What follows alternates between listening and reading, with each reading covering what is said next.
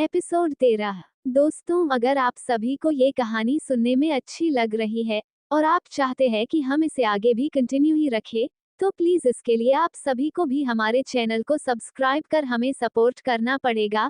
कहानी अब आगे। खुराना मेंशन। बेडरूम। जैसे ही रूहानी देखती है कि निहाल उसे डरा दिया, वो बेड पर से तकिया उठा निहाल को मारने लग गई और निहाल भी अपने बचाव में तकिया ले रूहानी के तरफ फेंकने लगा। इसी बीच रूहानी गलती से अपना बैलेंस खो देती है और सीधे निहाल को ले बेड पर गिर जाती है। रूहानी जैसे ही निहाल के ऊपर गिरती है, दोनों की आंखें एक दूसरे से मिल जाती है और एक बार फिर उनके दिल की धड़कन तेज होने लगते हैं। निहाल अपने हाथ को बड़े ही प्यार से रूहानी के कमर पर से सरका कर उसके पीठ पर ले जाता है, जिससे रूहानी शर्मा कर अपनी नजर नीची कर लेती है। तभी निहाल रूहानी के बालों को बड़े ही प्यार से उसके कान के पीछे करते हुए उसके होठों की तरफ बढ़ने लगता है, और जब वो रूहानी के होठों के करीब बढ़ रहा था तो वो अपनी आंखें बंद कर लेता है। लेकिन तभी रूहानी को मस्ती सूझती है और वो निहाल के होठों के सामने अपना हाथ रख देती है, जिससे निहाल उसके होठों को नहीं चूम पाता है और झट से अपनी आंखें खोल लेता है। क्या मिस रूहानी, आपने तो सारा रोमांच पर पानी ही फेर दिया। अच्छा जी, तो आपको रोमांच करने बोला किसने था? जब देखो रोमांच ही करने के फिराक में रहते हैं। आपके दिमाग में क्या यही सब चलता रहता है हमेशा? चलिए अब मुझे छोड़िए, खाना लेकर आती हूँ। मेरी भूख उस खाने से नहीं मिटने वाली है मिस रूहानी। निहाल की बातों को सुन रूहानी के चेहरे पर स्माइल आ जाती है और वो निहाल के नाक को हल्के से होने नाक से टच करते हुए बोलती है, तो फिर किसी चीज से आपकी भूख मिटेगी मिस्टर पतिदेव। वो तो आपको बहुत अच्छी तरह से पता है, बस अगर परमिशन मिल जाए तो। चलिए अब छोड़िए मुझे और कंट्रोल कीजिए अपने दिमाग में चल रहे हैं इस बेतुके रोमांच को। रूहानी ये बोल निहाल के ऊपर से उठकर खड़ी हो जाती है, जिसके बाद निहाल भी बेड पर उठकर बैठते हुए थोड़ा सेड सा फेस बना लेता है। लेकिन अगले ही पल रूहानी एकदम से झुकती है और बिना निहाल को समझने का मौका दिए उसके होठों पर एक हल्की और प्यारी सी किशकर तुरंत दूर हो खड़ी हो जाती है और स्माइल करते हुए बोलती है, फिलहाल के लिए इससे अपना भूख मिटा लीजिए मिस्टर पतिदेव। ये कहते हुए वो खाना लेने कमरे से निकल जाती है और निहाल बस मुस्कुराते हुए अपने होठों को छूता है।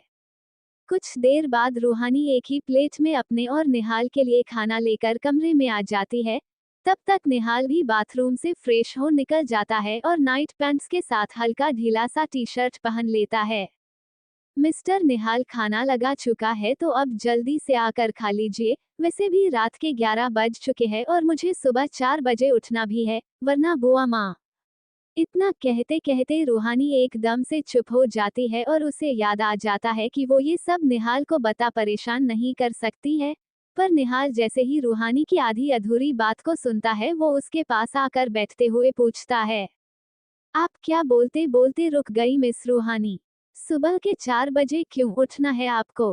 अब तो राठी सर भी नहीं आ रहे हैं आपको रिवीजन करवाने, तो फिर धत तेरी रूहानू, तू भी ना बिना सोचे समझे ही बोलने लगा जाती है। अब मिस्टर निहाल को क्या बोलूं? रूहानी ये बात अपनी मन में बोले जा रही थी, पर सामने बैठे निहाल को कोई जवाब नहीं मिला था अभी तक, इसीलिए वो रूहानी के कंधे पर अपना हाथ रखते हुए वापस से पूछा, बताइए मिस रूहानी, आप क्या बोलने वाली थी? आप भी ना मिस्टर निहाल क्या बेवजह तुरंत टेंशन में आ जाते हैं? अरे मेरे कहने का कोई भी परेशान होने वाला मतलब नहीं था। मैं तो ये बोल रही थी कि मैंने डिसाइड किया है कि अब से मैं सुबह के 4 बजे ही उठ जाया करूंगी, क्योंकि बुआ माँ भी सुबह 4 बजे ही उठ जाती है और वो खुद से ही मंदिर की साफ सफाई करके पूजा करती है। अब घर में बहू के होते हुए वो खुद ही ये सब करे अच्छा नहीं ना लगता है, इसीलिए मैंने ऐसा बोला। हाँ तो बुआ माँ खुद क्यों वो सब करती है? घर में इतने स्टाफ है, वो उनमें से किसी को बोलकर मंदिर की सफाई करवा सकती है। मिस रूहानी, आप वैसे भी काफी लेट रात तक पढ़ती है और सुबह अगर 4 बजे ही उठेगी तो ऐसे में आपको नींद पूरी नहीं हो पाएगी, इसीलिए आपको सुबह इतनी जल्दी उठने की कोई जरूरत नहीं है। मैं बुआ माँ से बात कर स्टाफ को रखवा दूंगा इस काम के लिए। जैसे ही रूहानी ये सुनती है, वो झट से हड़बड़ाते हुए बोल पड़ती है, आप ऐसा कुछ भी नहीं करेंगे मिस्टर निहाल, और रही मेरी नींद पूरी होने वाली बात तो वो मैं मैनेज कर लूंगी। ना तो ओढ़ाई डिस्टर्ब होगी और ना ही कुछ और, तो अब आप घर के मैटर में अपना दिमाग लगाना बंद कीजिए और जल्दी से खाना शुरू कीजिए, मुझे बहुत जोरों की भूख लगी है। रूहानी ये कहते ही निहाल के मुंह में रोटी का निवाला डाल देती है और खुद भी मुस्कुराते हुए खाने लगा जाती है, जिसे देख निहाल बस मुस्कुरा देता है। दोनों जब खाना खाने के बाद बेड पर सोने के लिए जाते हैं, तब निहाल अपने साइड पर लेटते हुए खुद में मन जी मन बोलता है, कुछ तो बात जरूर है मिस रूहानी, जो आपके चेहरे की इस उदासी का कारण है। पर मैं आपसे फोर्स नहीं करूंगा बताने के लिए, लेकिन मुझसे जितना हो सकेगा मैं आपके इस चेहरे पर स्माइल लाने की कोशिश करूंगा। निहाल ये सोच तुरंत रूहानी के तरफ करवट ले लेट जाता है और बड़े ही प्यारे अंदाज में कहता है, मिस रूहानी मुझे बिल्कुल भी नींद नहीं आ रही है। वो क्यों भला? अरे आप तो सारा दिन ऑफिस में काम करके आए हैं, उसके बाद भी आपको नींद नहीं आ रही है। अब क्या करूं? जैसे ही आंखें बंद करता हूं, आपका ये खूबसूरत चेहरा मेरे आंखों के सामने घूमने लगता है। अब आप ही बताइए, इतने खूबसूरत चेहरे के सामने होते भला मैं कैसे चैन की नींद सो सकता हूँ? मेरा दिल फिर मेरे बस में ही नहीं रह पाता है। रूहानी जब देखती है कि निहाल उसके साथ फ्लर्ट कर रहा है, तो वो मुस्कुरा पड़ती है और हंसते हुए अपने सर को तकिए पर रखते हुए खुद की आंखें बंद कर बोलती है, मुझे अच्छी तरह से पता है मिस्टर निहाल कि आपके दिमाग में क्या चल रहा है, पर वो सब सोचने का कोई फायदा है नहीं, इसीलिए अपने दिमाग के घोड़े को दौड़ाना बंद कर दीजिए और चुपचाप सो जाइए। रूहानी जैसे ही अपनी बात पूरी करती है, झट से निहाल उसके तरफ झटके में बढ़ जाता है और उसके चेहरे के ऊपर अपना चेहरा लाते हुए एक हल्के से फूंक रूहानी के चेहरे पर मार देता है, जिससे रूहानी अपनी आंखें खोल लेती है। ये आप क्या करने की कोशिश कर रहे हैं मिस्टर निहाल? वही जो आज सुबह हमारे बीच होते होते रह गया। जब भी मैं आपके इस गुलाबी होठों को चूमने की कोशिश करता हूँ, कोई ना कोई आकर मेरे सारे अरमान पर पानी फेर चला जाता है, पर इस वक्त हमें कोई भी डिस्टर्ब नहीं करेगा। मिस्टर निहाल, रूहानी के होंठ बिल्कुल भी बोलने के लिए नहीं खुल रहे थे, वो बस शर्माते हुए निहाल का नाम ही ले पाई थी कि तभी निहाल बड़े ही आहिस्ते आवाज में बोला, प्लीज ना, बीवी बहुत तड़पा रही है, आप मुझे अपने होठों को चूमने के लिए। आपका पति बेचारा इतनी कोशिश करता है आपके पास आने का, थोड़ा प्यार तो आप भी दे दीजिए अपने पति को। अब तो रूहानी आगे कुछ और बोल ही नहीं पाए और बस निहाल के आगोश में खुद को खोने लगी। वो धीरे से अपनी आंखें बंद कर लेती है और अपने हाथों से बेडशीट को कसकर पकड़ लेती है, क्योंकि निहाल के करीब आने से उसके दिल की धड़कन बहुत तेज हो गई थी और शर्म की वजह से चेहरा लाल टमाटर जैसा। निहाल भी अपनी आंखें बंद कर रूहानी के होठों को अपने गिरफ्त में ले लेता है और बड़े ही प्यार से उसके होठों को चूमने लगता है। कुछ देर तक चूमने के बाद रूहानी भी थोड़ा कंफर्टेबल होने लगती है और अपने हाथों से बेडशीट को छोड़ निहाल के गर्दन पर ले आती है और उसके गर्दन पर अपने हाथ प्यार से सहलाने लगती है। अगली सुबह, चूंकि रात में रूहानी और निहाल किश करने की वजह से काफी लेट तक जगे हुए थे, जब तक कि निहाल का दिल ना भर गया रूहानी को किश करने से, तब तक उसने उसे किश किया था। इसी वजह से रूहानी की आंखें अभी तक नहीं खुली थी। उसके कान के पास अलार्म बज बज कर बंद हो जा रहे थे, पर उसके बावजूद भी वो गहरी नींद में सोई हुई थी। पर तभी वो एकदम से हड़बड़ा कर बेड पर उठ बैठी, जैसे ही उसके कानों में किसी खटखट की आवाज सुनाई पड़ी। दरअसल वो उसके दरवाजे के खटखटाने की आवाज थी। इस वक्त दरवाजे पर कौन होगा? टाइम क्या हो रहा है? रूहानी ये खुद में बोलते हुए जैसे ही घड़ी की तरफ नजरें घुमाई, हैरान हो बोली, हे भगवान, सुबह के 4:15 बज गए हैं और मेरी नींद अभी तक नहीं खुली थी। मुझे जल्दी जल्दी फ्रेश होकर नीचे जाना होगा, लगता है बुआ माँ जग गई है। रूहानी ये कहते हुए पहले तो तेजी में बेड पर से उतर दरवाजे के तरफ जाने लगती है। दरवाजा खोलने और जैसे ही वो दरवाजा खोलती है, सामने खड़े इंसान को देख उसके आंख हैरानी से खुले के खुले रह जाते हैं। नीचे हॉल, इधर वसुंधरा जी जब नहा धोकर पूजा करने के लिए मंदिर पहुंचती है, तो मंदिर की सफाई ना हुए देख वो काफी ज्यादा गुस्सा हो जाती है और गुस्से में खुद से कहती है, लो कर दिया बहू ने सुबह सुबह ही मूड खराब। कल तो बड़ी बोल रही थी कि वो मेरे विचारों को मानेगी और मेरे उठने से पहले ही उठ जाया करेगी, पर अभी तक मंदिर की सफाई नहीं हुई है, इसका मतलब तो यही है ना कि वो अभी तक आराम से सो रही होगी। आज रूहानी बहू ने जानबूझकर मेरा अपमान किया है, उसके लिए मैं उसे माफ नहीं करूंगी। जब वसुंधरा जी देखती है कि रूहानी ना तो अभी तक जगी है और ना ही मंदिर की कोई साफ सफाई हुई है तो उन्हें रूहानी पर बहुत ज्यादा ही गुस्सा आ जाता है और अभी वो रूहानी को आवाज दे बुलाती उससे पहले ही रूहानू हर बराते हुए वसुंधरा जी के पीछे आ खड़ी हो बोल पड़ती है, बुआ माँ प्लीज आप गुस्सा मत होगिएगा। जैसे ही वसुंधरा जी रूहानी की आवाज सुनती है वो एकदम से गुस्से में पीछे मुड़ते हुए देखने लगती है और कहती है, क्यों रूहानी बहू, अगर तुम्हें ये सब करना नहीं था तो फिर तुमने कल इतना लंबा लंबा भाषण क्यों दिया था? मेरे विचार का मजाक क्यों बना रही हो तुम रूहानी बहू? बुआ माँ को इतना ज्यादा गुस्से में देख रूहानी बोली, बिल्कुल भी नहीं बुआ माँ, ऐसी कोई भी बात नहीं है। भला मैं आपके विचारों को क्यों ठेस पहुंचाऊंगी? वो तो आज मैं पहली बार मंदिर साफ करने वाली थी ना, इसीलिए मैंने सोचा आपके सामने ही सब करूंगी ताकि कुछ गलती ना हो सके और एक दिन सब समझ जाऊंगी, उसके बाद कल से सब पहले ही कर दिया करूंगी। तो क्या बुआ माँ आप मुझे सब अच्छी तरह से समझा देंगी? रूहानी ये सब बोल बड़े ही मासूम से चेहरे को लिए वसुंधरा जी के चेहरे को देखने लगती है और जब वसुंधरा जी रूहानी की बातों को सुनती है उसके बाद थोड़ा देर चुप रहने के बाद बोलती है, अच्छा ठीक रूहानी बहू, मैं तुम्हें सब समझा देती हूँ, पर कल से ये सब मेरे मंदिर आने से पहले ही हो जाना चाहिए। बिल्कुल बुआ माँ। रूहानी जब देखती है कि बुआ माँ की नाराजगी दूर हो गई तो वो एक राहत भरी आह लेते हुए खुद एक मन में बोली, थैंक यू राखी, आज आपकी वजह से बुआ माँ के गुस्से से बच गई। आज अगर वो मुझे ये आइडिया नहीं देती तो पता नहीं बुआ माँ कितना ज्यादा गुस्सा हो जाती।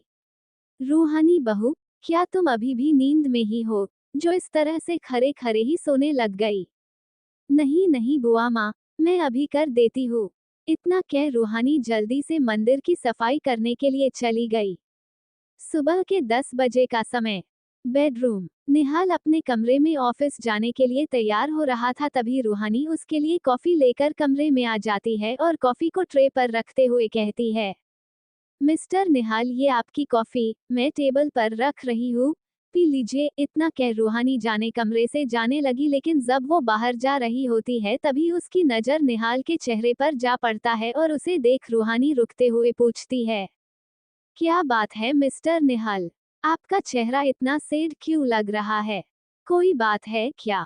रूहानी के पूछने पर भी निहाल कोई जवाब नहीं देता है और उसके बातों को इग्नोर कर अपने टाई को बांधने की कोशिश करने लगता है। जब रूहानी देखती है कि निहाल उसके किसी सवालों का कोई जवाब नहीं दे रहा है और ना ही उसके तरफ देख रहा है तो वो थोड़ा परेशान हो जाती है और ट्रे को वही टेबल पर रख निहाल के पास जाते हुए उसके टाई को बांधने के लिए अपना हाथ आगे बढ़ाती है, पर इससे पहले कि वो टाई को पकड़ती, उससे पहले ही निहाल थोड़ा रुडली कहता है, मैं खुद कर लूंगा, मुझे आपकी हेल्प की कोई जरूरत नहीं है, मुझे ऑफिस जाने के लिए लेट हो रहा है, मैं निकल रहा हूँ। इतना बोल निहाल बिना टाई लगाए ही अपना लैपटॉप वाला बैग उठा जाने के लिए अपना कदम बढ़ा देता है, पर तभी रूहानी एकदम से निहाल के कलाई को अपने दोनों हाथों से कसकर पकड़ लेती है और कहती है, आपको अचानक से क्या हो गया मिस्टर निहाल? और मैंने ऐसा क्या कर दिया है जो आप मुझसे इतना रूडली बात कर रहे हैं? प्लीज मिस्टर निहाल बताइए ना, आखिर में आप मुझसे गुस्सा क्यों है? मैं आपसे गुस्सा होने वाला कौन होता हूँ मिस रूहानी? आप तो अपनी जिंदगी अपने हिसाब से जाना पसंद करती है, तो फिर मैं आप पर क्यों गुस्सा होने लगा? मुझे जाना है, प्लीज छोड़िए मेरा हाथ। निहाल इतना बोल अपना हाथ छुड़ाने लगा, तभी रूहानी के आंखों में पानी भर आया और वो तुरंत अपना दोनों हाथों से खुद के कान को पकड़ रोनी सूरत के साथ बोल पड़ी, मिस्टर निहाल अगर आपको मेरे किसी भी बातों से तकलीफ पहुंची है या फिर मैंने ऐसी कोई भी हरकत करी हो जी वजह से आपको दुख हुआ, तो उसके लिए आप मुझे सजा दे दीजिए, मुझे हर सजा मंजूर होगा और बिना कुछ भी बोले मैं आपकी सजा पूरा करूंगी, पर प्लीज मिस्टर निहाल मुझसे इस तरह खफा मत रहिए, मैं ये बर्दाश्त नहीं कर पाऊंगी। रूहानी इतना बोलते बोलते रो पड़ी, जिसे देख निहाल एकदम से बेड पर लैपटॉप का बैग फेंक रूहानी को अपने दोनों हाथों से पकड़ जोर से अपने सीने से लगा लेता है और बोलता है, I am so sorry miss रूहानी, प्लीज आप रोए मत, मेरा बिल्कुल भी आपको रुलाने का इंटेंशन नहीं था मिस रूहानी, प्लीज चुप हो जाइए, मैं आपको रोते हुए नहीं देख सकता हूँ। आपकी वजह से मैं नहीं रो रही हूँ मिस्टर निहाल, बल्कि मुझे ये सोचकर रोना आ गया कि आपके नाराजगी की वजह मैं हूँ। प्लीज आप मुझे बताइए ना कि आखिर में मेरी किसी बात से आप इतने हट हुए हैं, प्लीज। जब रूहानी को इतने मासूमियत भरे चेहरे के साथ ये पूछते निहाल देखता है तो उसे खुद पर बहुत ज्यादा गुस्सा आ जाता है और वो जल्दी से रूहानी के चेहरे को अपने दोनों हाथों से पकड़ते हुए बोलता है, मिस रूहानी मुझे खुद पर बहुत ज्यादा गुस्सा आ रहा है। जिस तरह से अभी अभी मैंने आपसे बात करी उसको सोचकर पहले आप मुझे उसके लिए माफ कर दीजिए, फिर मैं आपको कुछ भी बताऊंगा। मैं आपसे गुस्सा नहीं हूँ मिस्टर निहाल, तो फिर माफी की बात की दूँ। आपका पूरा हक है मुझसे नाराज या फिर गुस्सा होने का, और अब आप खुद को गिल्टी फील कराना बंद कीजिए और मुझे बताइए कि बात क्या है जिस वजह से आप इतने अपसेट है। रूहानी के पूछने पर निहाल रूहानी के हाथों को अपने हाथों में लेते हुए बोलता है, मिस रूहानी आज जब सुबह आप बुआ माँ की डांट खा रही थी तो उस वक्त मैं भी वहीं पर था और मैंने आप दोनों की बात सुनी थी। मेरा मन तो कर रहा था मैं उसी वक्त आकर बुआ माँ से बात करूं, पर उस वक्त मैं सिर्फ आपकी वजह से चुप रह गया, क्योंकि मुझे ये सोचकर बहुत बुरा लग रहा था कि आपने मुझे उस बारे में कुछ भी नहीं बताया। क्या आपको मुझ पर यकीन नहीं है मिस रूहानी? हमने तो एक दूसरे से कोई भी बात ना छिपाने का प्रॉमिस किया था, न तो फिर आपने मुझे कुछ भी बताना जरूरी नहीं समझा क्या? ये सब बोलते वक्त निहाल के आंखों में दर्द रूहानी साफ साफ देख पा रही थी, इसीलिए निहाल आगे कुछ बोलता उससे पहले ही रूहानी झट से अपने हाथों को निहाल के मुंह पर रख उसे चुप करा देती है। प्लीज मिस्टर निहाल, आगे अब आप कुछ नहीं बोलेंगे? आपको इस बात से तकलीफ हुई कि मैंने आपको अपनी प्रॉब्लम शेयर नहीं की? ये सोचकर मुझे बहुत ज्यादा बुरा लग रहा है, पर मैं आपकी की कसम खाकर बोल रही हूँ मिस्टर निहाल, मेरा इरादा आपको दर्द पहुंचाने का बिल्कुल भी नहीं था। अरे मैं तो बस आपको इन प्रॉब्लम से दूर रखना चाहती थी, क्योंकि मैं जानती हूँ अगर आप ये सब जानते तो आपको बिल्कुल भी अच्छा नहीं लगता, और मैं नहीं चाहती थी कि आप दुखी हो, पर फिर भी आप दुखी हुए, इसके लिए सॉरी। सॉरी बोलकर मुझे और बुरा फील मत करवाइए मिस रूहानी। अरे गलती तो मेरी थी जो मैं आपके साथ इस तरह से बर्ताव किया, पर अभी वो सब बातें छोड़िए और आप चलिए मेरे साथ। निहाल इतना बोल रूहानी का हाथ थाम उसे अपने साथ कमरे से लेकर बाहर के तरफ जाने के लिए बढ़ने लगता है। तभी रूहानी थोड़ा हैरानी से पूछती है, मैं आपके साथ जाऊंगी तो, लेकिन पहले आप मुझे बताइए तो मिस्टर निहाल कि आप मुझे कहाँ लेकर जा रहे हैं? मिस रूहानी हम बुआ माँ के पास जा रहे हैं, मैं अभी उनसे बात कर सारी बातें क्लियर कर दूंगा। अरे उनके पुराने विचार और सोच की वजह से आप इस तरह परेशान नहीं हो सकती है। अगर वो पुराने विचार को मानती है तो मैं उसे गलत नहीं ठहरा रहा हूँ मिस रूहानी, पर वो इस तरह आप पर अपने संस्कार का बोझ नहीं थोप सकती है। आप इस तरह से अगर बुआ माँ की बातों का पालन करने में लग जाएंगी तो फिर आपके एग्जाम का क्या होगा? परसों आपके एग्जाम है और उसके लिए आपको अपना पूरा ध्यान पढ़ाई में लगाने की जरूरत है, ना कि इस तरह की बेतुकी चीजों में। चलिए मेरे साथ। निहाल ये सब बोल रूहानी को लेकर जाने लगता है, लेकिन तभी उसे जैसे ही महसूस होता है कि रूहानी अपनी जगह पर से हिल नहीं रही है तो वो कहता है, चलिए मिस रूहानी, आप बढ़ क्यों नहीं रही है? नहीं मिस्टर निहाल, मैं कहीं नहीं जाने वाली हूँ, और आप भी बुआ माँ के पास नहीं जाएंगे ये सब बात करने कस लिए। क्या आपको हुआ क्या है मिस रूहानी? पहले तो आप मुझे ये बताइए। एक तो ऐप बुआ माँ की मनमानी को मानकर उन्हें बढ़ावा दे रही है, और दूसरी बात कि मैं अगर उन्हें समझाने की सोच रहा हूँ तो उसमें आप मेरा साथ देने की बजाय उल्टा मुझे ही रोक रही है। एक मिनट रुकिए आप। रूहानी ये बोल जल्दी से निहाल के हाथ से खुद के हाथ को छुड़ाते हुए टेबल पर रखे कॉफी के कप को लेने चली गई और वो कप निहाल के तरफ बढ़ाते हुए बोली, मिस्टर निहाल, आप सबसे पहले ये कॉफी पीजिए और फिर अपने दिमाग को शांत करके मेरी बात को सुनिए। उसके बाद अगर आप बुआ माँ के पास जाकर ये बातें करना चाहेंगे तो मैं भी आपके साथ चलूंगी। निहाल वो कॉफी का कप जल्दी से रूहानी के हाथों से लेकर पीने लगता है और उसे फिनिश करने के बाद पूछता है, अब बताइए मिस रूहानी, आप क्या बताना चाह रही है मुझे? निहाल रूहानी के हाथ से वो कॉफी वाला कप लेकर जल्दी से पूरा कॉफी पी जाता है और फिर पूछता है, लीजिए मिस रूहानी, मैंने पूरा कॉफी भी पी लिया है। अब आप मुझे बताएंगी कि आखिर में आप बुआ माँ से बात करने से मुझे क्यों रोक रही है? निहाल के सवाल करने पर रूहानी थोड़ा गंभीर होते हुए बोल पड़ती है, जरूर बताऊंगी मिस्टर निहाल। आपको क्या लगता है कि मैं बुआ माँ के इन पुरानी विचारों और ख्यालों के लिए उन्हें नहीं बोली होंगी? पर उसका नतीजा जानते हैं कि क्या होने वाला था?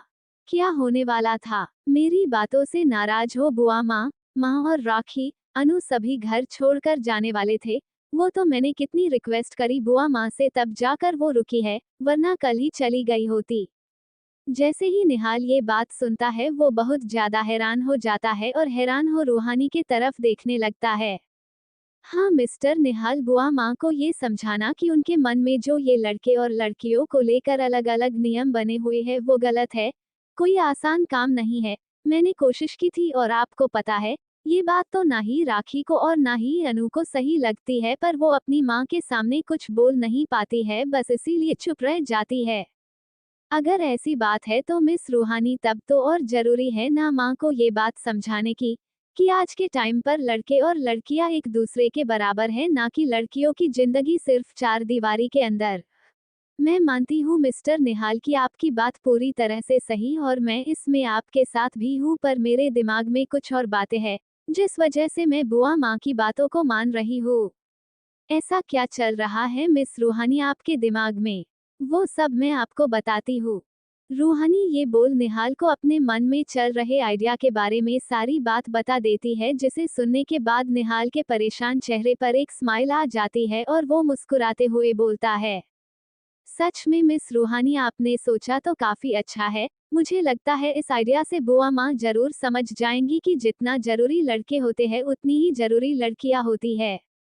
अब अगर आपकी परेशानी खत्म हो चुकी हो तो आप ऑफिस जाने के लिए निकलेंगे, वरना आपको देरी हो जाएगी। आप नीचे आइए, तब तक मैं आपका नाश्ता रेडी करती हूँ। रूहानी मुस्कुराते हुए ये बोल बेड पर से उठकर जाने लगी, लेकिन तभी निहाल रूहानी का हाथ पकड़ लेता है, जिस वजह से रूहानी पीछे पलट निहाल का चेहरा देखने लगती है और तभी निहाल अपने हाथ में टाई ले रूहानी के तरफ बड़ा बोलता है, प्लीज इसे बांध दीजिए मिस रूहानी। ये सुन रूहानी मुस्कुराते हुए वो टाई लेकर निहाल के सामने खड़ी हो गई और उसे बांधने की कोशिश करने लगी। तभी निहाल बड़े ही प्यार से रूहानी के कमर पर दोनों तरफ से अपना हाथ रख देता है और उसे धीरे से अपने सीने से सटा लेता है। मिस्टर निहाल, ये क्या कर रहे हैं आप? ऐसे में मैं टाई कैसे बांधूंगी?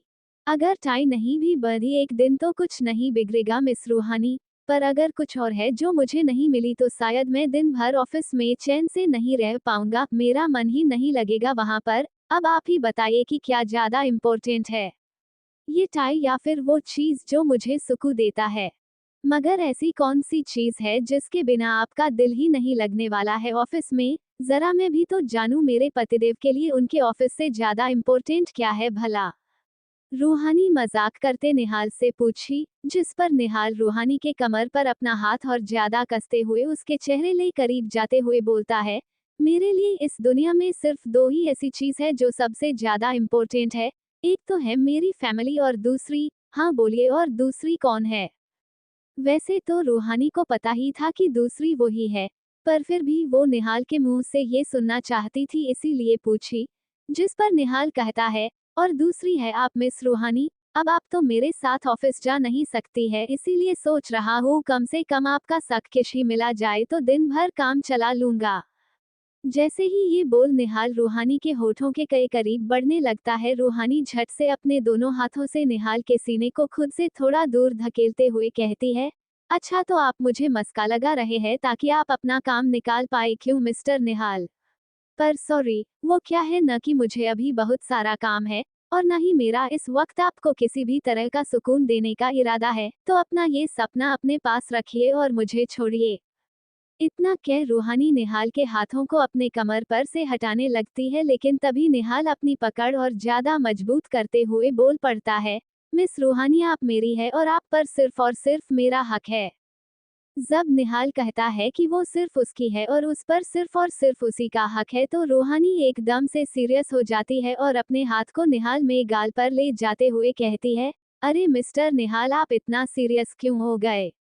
मैं तो बस थोड़ा सा मजाक कर रही थी। मिस रूहानी, मैं आपके बिना ना तो जी पाऊंगा और ना ही जीना चाहूंगा। क्योंकि अब आप मेरा सिर्फ प्यार ही नहीं बल्कि जिंदगी भी बना चुकी है। इसीलिए अगर किसी ने मुझसे मेरी जिंदगी को छीनने की कोशिश भी की या फिर मेरे जिंदगी पर अपना हक जताना चाहा तो मैं उसका क्या करूंगा मुझे खुद को नहीं पता है। निहाल का प्यार देख रूहानी एकदम से उसके सीने से लग जाती है और कसकर हग करते हुए कहती है, मैं आपसे कभी भी दूर नहीं होऊंगी मिस्टर निहाल। और अगर कभी ऐसा दिन आया जब मैं आपसे दूर हो जाऊं तो मुझे पूरा यकीन है कि आप मुझे जरूर वापस से अपने पास ले आओगे। Love you mister Nihal. Love you so much miss रूहानी। नीचे हॉल दोपहर के करीब 3 बज रहे थे। सभी का दोपहर का खाना हो चुका था, इसीलिए सभी अभी अपने अपने कमरे में आराम कर रहे थे। रूहानी भी किचन का सारा काम निपटा कर कमरे में आ चुकी थी। 3 बज चुके हैं और परसों मेरा एग्जाम है। अभी तक मैंने रिवीजन भी नहीं किया है। अब जल्दी से बैठकर थोड़ी देर पढ़ लेती हूँ वरना फिर शाम से टाइम नहीं मिलने वाला है। और अगर इस सब में मेरा रिजल्ट खराब हुआ तो मिस्टर निहाल मुझसे बहुत नाराज हो जाएंगे और मुझे उन्हें नाराज नहीं करना है। ये सब सोच रूहानी जल्दी से अपने कुछ किताब ले बेड पर बैठ जाती है और पूरे मन लगाकर पढ़ाई करने लगती है। अभी कुछ वक्त ही हुआ था कि तभी उसका मोबाइल बज उठता है और मोबाइल का आवाज सुन रूहानी उधर ध्यान देते हुए बोली, इस वक्त राठी सर मुझे कॉल क्यों कर रहे हैं? शायद मेरे पढ़ाई के बारे में पूछने के लिए कॉल किए होंगे। ये खुद में बोल रूहानी कॉल रिसीव करते हुए कहती है, hello sir, good afternoon. Afternoon रूहानी, मैंने तुम्हें डिस्टर्ब तो नहीं ना किया? नहीं सर, ऐसी कोई बात नहीं है। बताइए, आप कुछ बात करने के लिए कॉल किए थे क्या? हाँ रूहानी, अब तुम्हारे एग्जाम इतने नजदीक आ गए हैं, मुझे तुम्हारी टेंशन हो रही थी।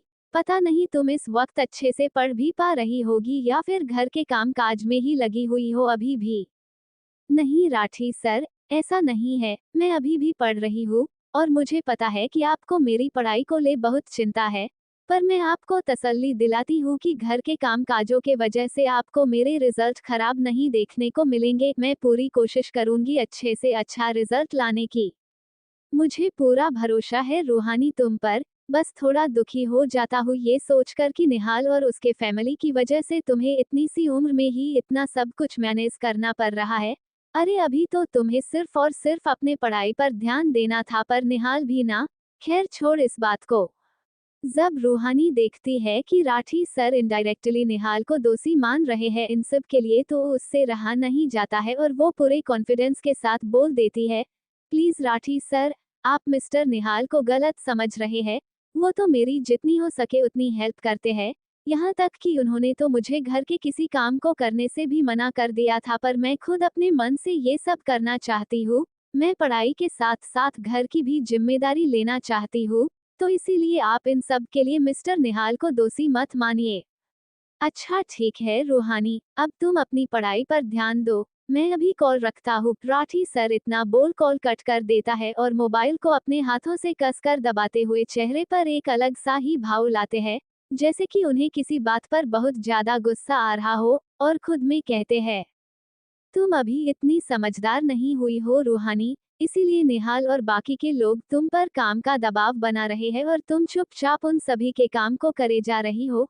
पर बस कुछ दिन और उसके बाद तुम उन सभी के कैद से आजाद होने वाली हो। इधर रूहानी अपने कमरे में मन लगाकर पढ़ रही होती है। लगभग 5 बजे तक पढ़ने के बाद वो अपना सर घड़ी की तरफ करती है और जब वो देखती है कि 5 बज चुके हैं तो वो खुद से कहती है, चल यार रोहू, सभी के चाय का टाइम हो गया है और तेरा रिवीजन भी तो अभी के लिए कंप्लीट हो चुका है, तो एक चाय तेरे लिए भी बनती है। इतना कह रूहानी अपने किताब को समेट बेड पर से उतर कमरे से बाहर जाने लगती है। तो दोस्तों आज के इस एपिसोड में बस यहीं तक। आगे की कहानी को हम अगले एपिसोड में सुनेंगे। फिलहाल के लिए दीजिए हमें जाने की इजाजत और इसी तरह सुनते रहिए हमारे द्वारा लिखी स्टोरी अरेंज मैरिज।